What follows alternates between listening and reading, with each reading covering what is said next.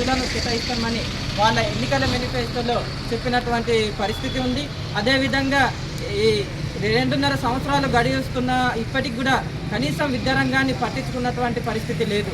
కాబట్టి అదే కాకుండా మొన్న ఏదైతే అసెంబ్లీ బడ్జెట్ సమావేశాలలో విద్యారంగానికి కేవలం 8.2% నిధులను మాత్రమే కేటాయించినటువంటి పరిస్థితి చూస్తే విద్యారంగాన్ని పూర్తిగా విధ్వంసం చేసేటువంటి కుట్రలు చేస్తున్నటువంటి పరిస్థితి ఉందనేటువంటి విషయాన్ని విద్యార్థులందరూ కూడా గమనించాలనేది తెలియజేస్తూ ఉన్నాం.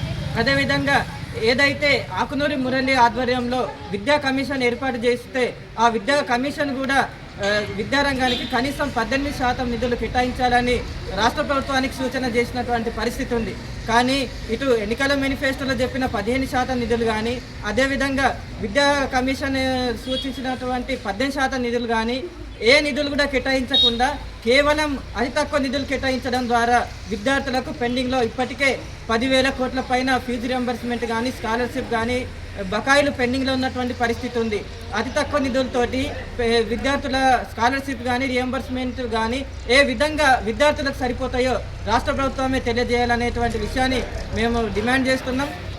అదేవిధంగా రాష్ట్ర వ్యాప్తంగా కూడా ప్రైవేట్ విద్యా సంస్థలలో బెస్ట్ అవైలబుల్ స్కూల్ అనేది ఒక స్కీమ్ని తీసుకొచ్చిండ్రు.